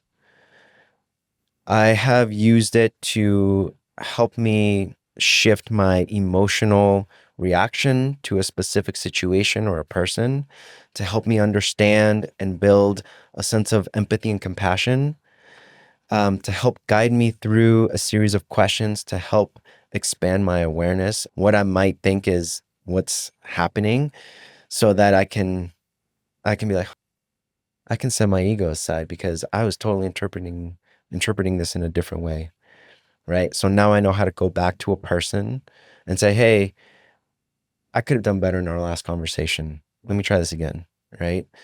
And I think it also just helps to be a mirror, right? It is a mirror. And like I said, like you're asking for information, but it's how you phrase what you're asking for, what context you give it, and what you hope that it will provide you with. And if you can be as clear as possible and then admit that like it is not perfect and that your prompts may not be perfect, and you ask for continuous improvement, you start to have a feedback loop of iteration that can help you understand and really expand your internal tool set for how to think about situations in a much more thoughtful manner, how to mitigate risk when you're thinking about a new idea or a new partnership, or how to just be honest. Like, I think human beings, as much as we want to be honest about things, it is so hard for us to be honest because we're so fearful and scared for how we might come out or be interpreted or offend somebody, right? And so there's a lot of ways that we subtly evade honesty, and a lot of ways that we interpret and behave in a manner that's not in alignment with our values, simply because, it's habit and we're protecting ourselves. So I use it to really help me understand those blind spots because I want to continuously learn. I want to continuously grow. And I'm sure you have this experience, like being an entrepreneur reveals all of your insecurities. Being a farmer reveals all of your insecurities. If you're not reckoning with those internal things already, man, you got a long journey ahead of you, and you're not going to confront fear, insecurity, anxiety, doubt, failure with the most abundant level of care, acceptance, and love in order for you to move past those things. I had a friend that said, you're going to get the same lessons over and over again until you learn how to deal with them, until you learn the lesson. It's like you were on a level and you're not going to the next level until you complete this one. Exactly. And it keeps happening. I'm like, that is so true. Yeah. Like every single time I know what I'm supposed to do and I don't do it, it's like here we go again, And now I've really shifted, and I think working with AI has allowed me to reframe those moments as opportunities to be like, okay, this is what happened last time. The situation seems very similar to that last time. I'm going to approach it in a different way. And I may be scared to make this decision or to talk to this person, but I know it's the right thing to do. I know it aligns with my values, and I'm embracing whatever results may come of that. And it usually turns out to be okay. Is AI helping to support your intuition? Yes. Yeah. Yeah. I think I noticed there's a teeter-tottering of sorts where maybe you want to sidestep your own intuition by putting your faith in AI. And while that's easy to do and oftentimes it'll work out, you're not reaping the benefits of self-growth with a new tool. So my goal is really to deepen my own understanding and using it as a consciousness expanding experience so that when I don't have AI, I can still learn from my experience using it when I did have it. Yeah. Is there a slippery slope out there for some around outsourcing their intuition Yes, to it? And absolutely. where do you think the line is and what might that look like? If for Yeah. someone to identify that, hey, I'm actually on this slippery slope. Yeah. Like for me, when the GPS first came out and I was a traveling salesman and I was like, this is amazing. I just GPS in every place I'm going. Yeah. Well, after doing that for 10 years and like, I don't know how to get from Boulder to Denver. Right. I don't know how to, I'm like, I just outsourced my whole internal Right. compass map. And it's like, you can do that. That's like the early AI. You can do that for everything. You don't know how to talk to people anymore. Yeah. You don't know how to just Exactly. just eat. I agree. I mean, I think it's easy to find the convenience of it as a time saver, capacity saver. And I think that a lot of people are missing the opportunity for that iterative feedback loop where it's one and done. I got the information I need, I'm going to move on. Whereas I'm using it in a way, or at least exploring it to see if it's possible to teach me, so that I'm not just getting information, I'm getting the reasons behind it, the why behind it, and if it aligns with the desired outcome that I'm looking for. So for a lot of people, it's a godsend because it really gives them a sense of empowerment to communicate, especially if they have trouble writing or conversing or communicating in that way.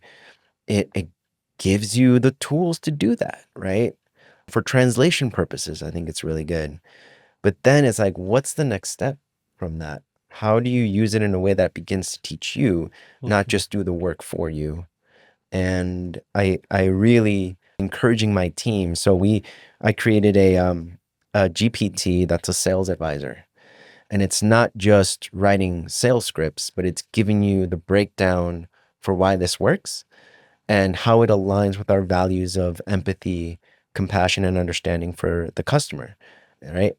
We know now we make more sales understanding our customers and empathizing with them and helping them identify their challenges or their frustrations than we do telling the customer how great we are and, look, tokenizing the farmers that we work with, right? So I was like, wow.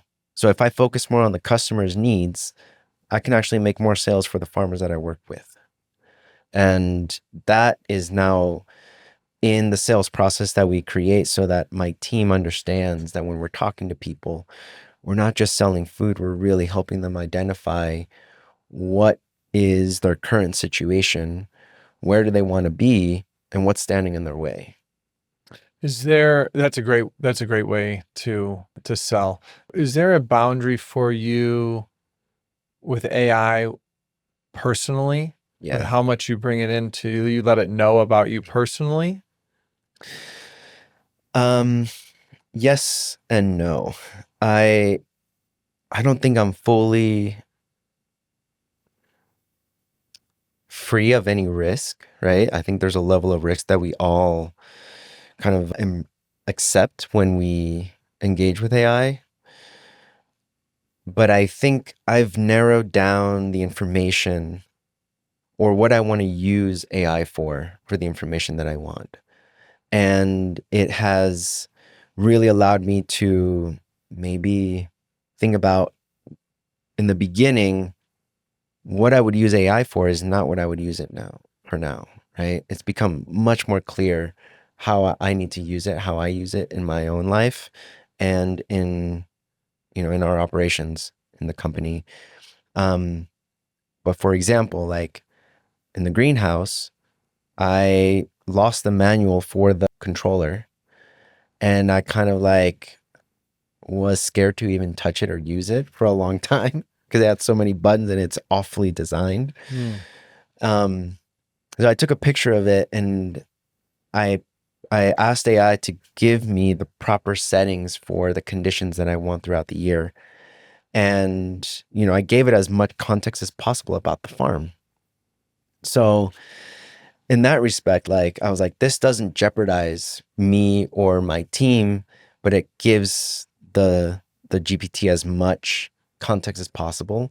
So in that respect, I'm okay giving it, our orientation in the geography, where it's located, all that stuff.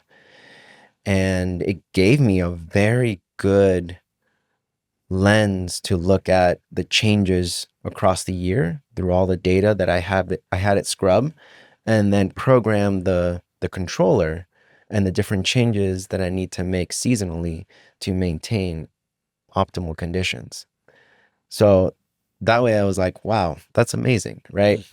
But I think I am careful about personal things that I'm going to share, or at least I'll try and provide a context that separates me from that personal situation. Yeah, I'm always like asking for a friend, and it's like, Asking for a dude, I friend. know it's you. Yeah, it's I like, know it's you know, you, my man. friend, you know, Just random friend, Ryan, doesn't like, even this is matter. like, yeah, right. This is it. But yeah, I think there's still a lot to learn, and we just have to be really careful and mindful, and yeah. What are Look you at those excited about values. right now? You just got married. I did, yeah. Fresh ring on the finger. Yes, yeah. Not even a scratch on it, maybe. No, there's maybe a couple already. What am I excited about? I'm excited to deepen my relationships with people. You know, Start a podcast, man. yeah, Honestly. yeah. I'm excited to show up differently, you know, in the way that I present myself in my presence, to help people maybe not fear as much. You know, I think I'm becoming so much more perceptive of all the ways that our behavior is a result of our fear. You know, and a lot of the decisions that we make, I'm like, where did that come from? You know, or why? People aren't bad; they're just protecting themselves. It's really been maybe a journey over the last year or so to start thinking about people in that way.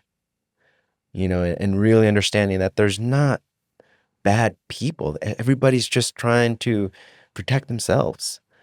Right. And so, how can we talk to one another? What new language do we need to use? And let's have less conflict because we understand each other better. And I think that's what I'm excited about, is what I've learned working in food systems, having a little foray into policy, and then also having projects that didn't pan out, relationships that didn't pan out, you know, a lot of unnecessary pain that I went through, that my team has gone through, betrayal, and not feeling like, you know, people like really care, right? And feeling like always on guard. That's no way to live. So, you know, I'm really excited about working through those things as part of my healing journey, and being in right, or developing a practice of being in right relationship with people, with our resources, with the land, and doing as much as I can at the same time, like giving myself grace if I'm not executing those things perfectly, you know, and if I can't cover everything at the farm, or everything at the food hub, or everything in policy, or everything that, you know, I need to know about food systems, and people look at me as the expert in it. You know, I think I'm excited to show up as I am, to value who I am, to know that the decisions that I made came from the right place in my heart, and be as authentic as possible, and let people know that that's okay to do. How does leadership play a role in all of that? You're a leader within the community, you're a leader within your companies, you're a leader, you know, within your home. Yeah. I think being a leader gives you a lot of opportunity to model a new value system, to model the behaviors that you want to see in the community, right? Um, and I think people see me as a leader because I'm clear about what I want to do, where we need to go, and the level of commitment and conviction in that. And so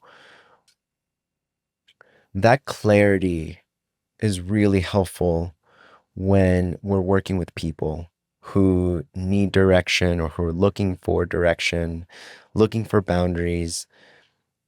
And my role is really to help them get to a level where they become a leader themselves.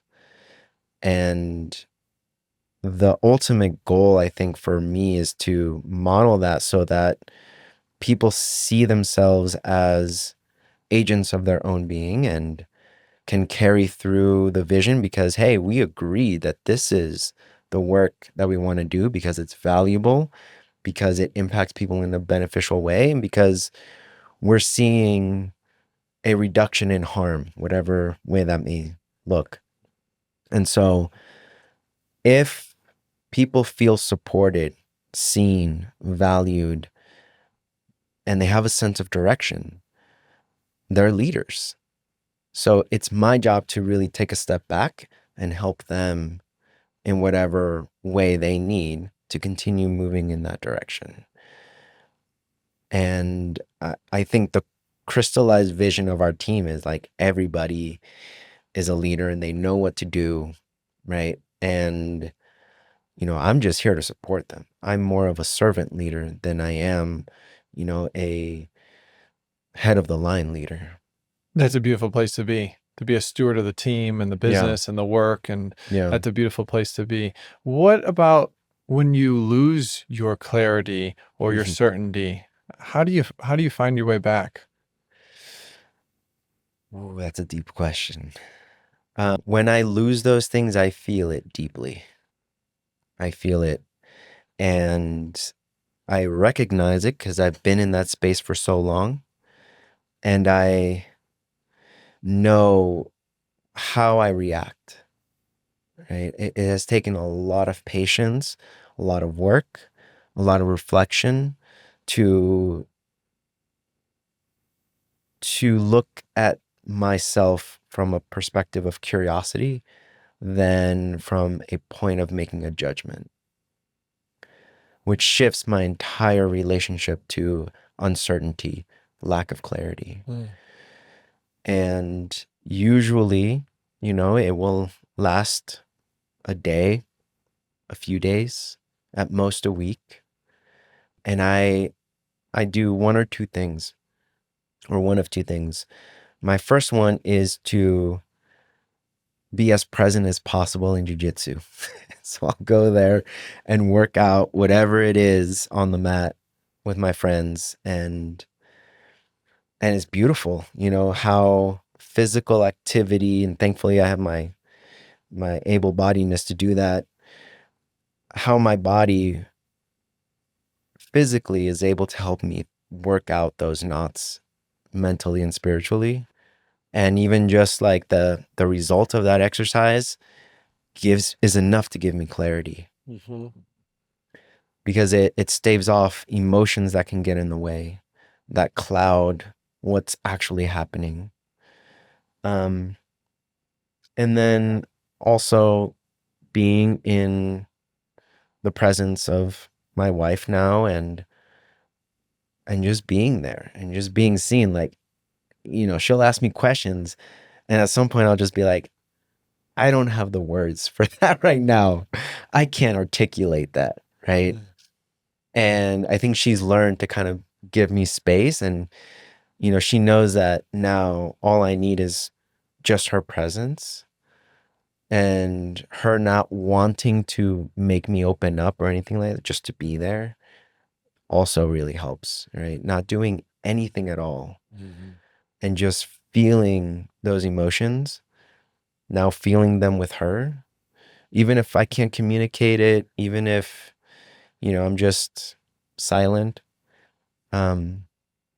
helps me come back because I can name at least what it's bringing up for me and the feeling that I'm experiencing.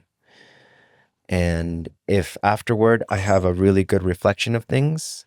In our final kind of a little bit here, I want to offer you a gift, a product that I've been working on for a long time. Yeah. We've got many different types of versions of our product. We have the OG, which is the loose leaf microgreens, so not powdered. We have the powder, and then these are both versions of our blend. So broccoli, radish, and red cabbage in a way that we've lab tested for a long time. that activates the NRF2 pathway the most, Cool. about 3 Awesome. times as much as broccoli on its own. So people want sulforaphane for that NRF2 activation to help the body detoxify itself. And this blend is about 3 times as potent as broccoli on its own. That's so I'd beautiful. love to offer you one of those. Thank you. Yeah, you're welcome. Thank Good for you. you. And now you have an abundance of fresh microgreens. There's no beating that, but as you travel or as a gift to someone or something, some of that kind of way. Yeah. I love it. You know, we've done some experiments in the past. It's been a while since we've freeze-dried any microgreens, but we recently got a commercial freeze dryer. We've been freeze-drying everything we can think of that comes through food. And it's amazing to know, like, sometimes my staff will come in and be like, yo, try this. I'll be like, wow, what is this? This is amazing. And then they'll be like, that's applesauce. And I was like, whoa. Like, it's so cool. That's a good one. I've done a lot of applesauce because there's such an abundance of it here in Boulder, maybe every other year. It's just rotting on the ground. It's like, how do we grab all this waste? And I'm like, I got too many businesses I'm trying to do. I'm like, I love that business. I love that for you or for somebody out there. Capture the food waste and freeze dry that. Yeah, and that's something that we're really excited about, to your question, is creating products from surplus, eliminating food waste from the supply chain, and maintaining the value and the nutrition of it for, you know, other people. But also I've recently tried dehydrated red pepper, and it's amazing. It's so unique in flavor. It has a slightly variant flavor than regular red pepper, and it's so good. Like a spicy red pepper or bell pepper? Bell pepper. Or red bell pepper. Yeah. I love red bell peppers. I think that they have one of the highest vitamin C out of most or maybe even any vegetable. Really? Specifically the red. Yeah. Yeah. Cool. That's awesome. Yeah. It's so great to experiment and try different things. Yeah, there are many things to be excited about. Great to see that I'm going to the this is still developing. Yeah, it's good. I'm going to the Freeze Dryer Conference actually in 2 weeks, 3 weeks, speaking at that in Boise, Idaho. So there's a whole group coming together, and they want to also do what were we talking about with the microgreens? Association. Association. They want to do an association, and there's some starting around that, but a lot of people moving into the world of freeze drying. That's good. That's great technology. I'm glad you're leaning in that way as well. Anything else that you want to share with us? I think just gratitude for having me on here, for creating the space to share my story and awesome questions that you had, and for doing this. Like I said, props to you for following through with it. It's great to see. I'm sure this is going to grow, and there's so many people, you know, that I think would really love to share their story here, and you're in a good place to be in Boulder to be able to do that. Any thoughts on who else I might have on this podcast? Ooh, that's a good question. Have you had Rachel from Nude Foods? Yes. Oh, already? Okay. Yeah. She was all right. She was so early on that like almost nothing worked, and we got to reshoot. And now she's gonna bring in another friend. I think somebody that does composting, and she'll be my first 2 guest interview. But she's phenomenal. We even almost started a business together from it as well. Okay. We've been messing around with the business that came up from that podcast. But that's awesome. Yeah, she's a winner. We work with her, and we're doing some of their deliveries, and we got some grants in the pipeline. Nice. And then maybe this is the person she's bringing, but Van, Compost, Colorado. Yeah, that's probably the guy she's bringing. All right, cool. He would be great to have here. Nice, I'll write that down. But hopefully it's a different compost person. Yeah. And actually, we just started working with Andy now, too. Nice. So, like, helping him out. Oh, love that. Yeah. You know, I know JC's been on the podcast. Oh, JC. Yeah. You know, he lives in Brazil now. Oh, full really? time. Yeah, he's starting up a whole farm down there, and he's down in Brazil full time. Yeah. I know you've worked with him a bit and a little bit. Yeah. I mean, he visits every now and then. Oh, he visits. Yeah. Okay, cool.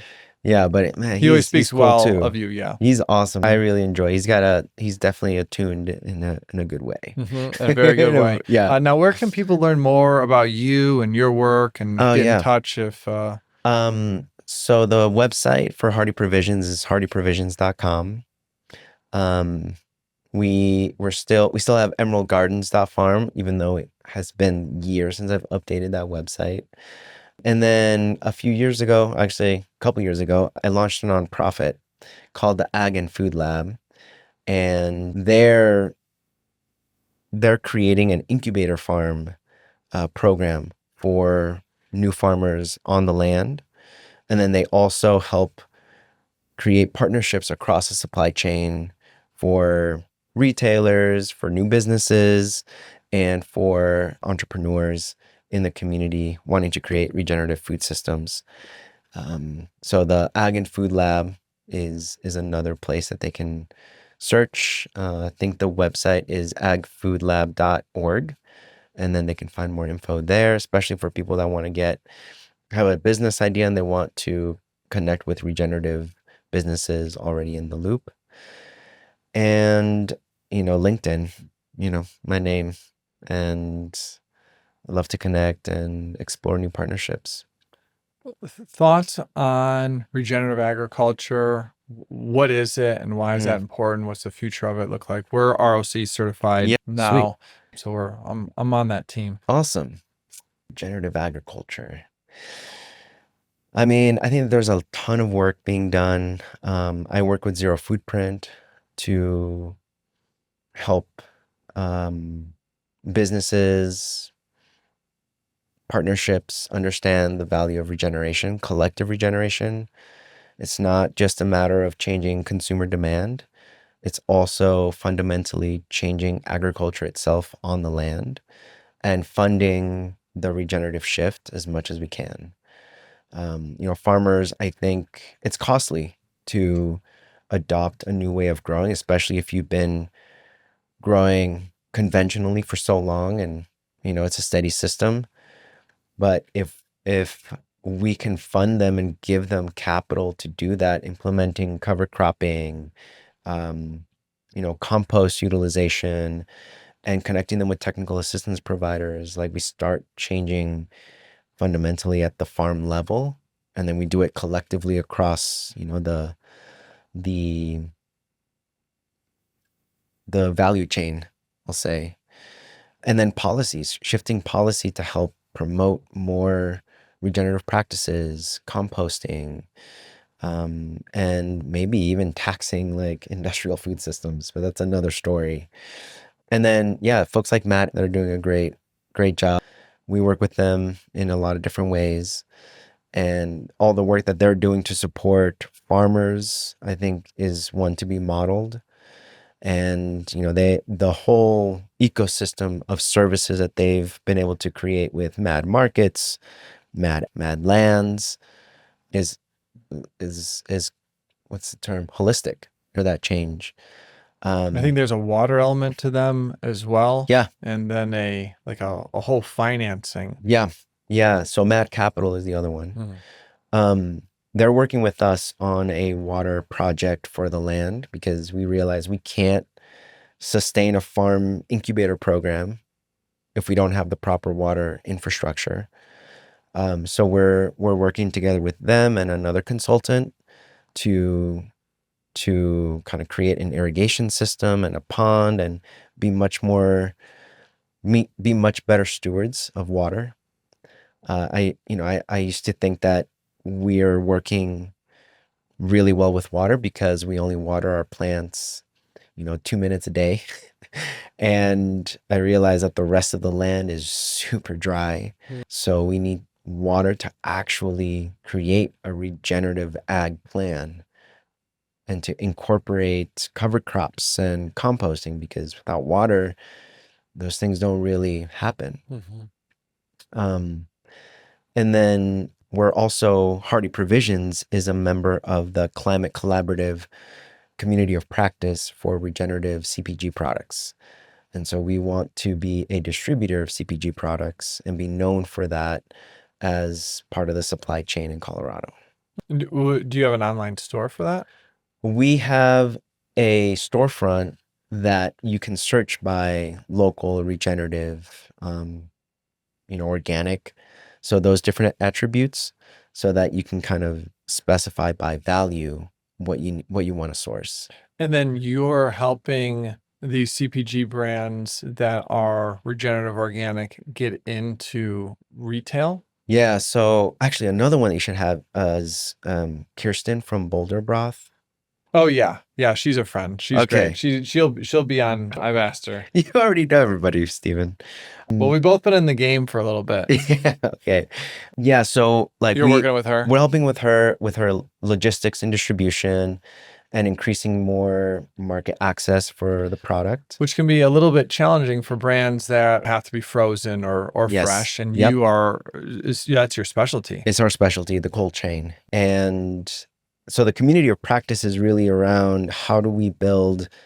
I mean, we're in there with some awesome brands that are also on the same journey. Some of them are really big, and some of them are all Colorado based. And we're looking at ways of working together to help understand what it is that we're doing in this regenerative shift as food product makers, distributors, farmers, suppliers, CPG brands. But it really is about how do we tell the story? How do we measure the impact?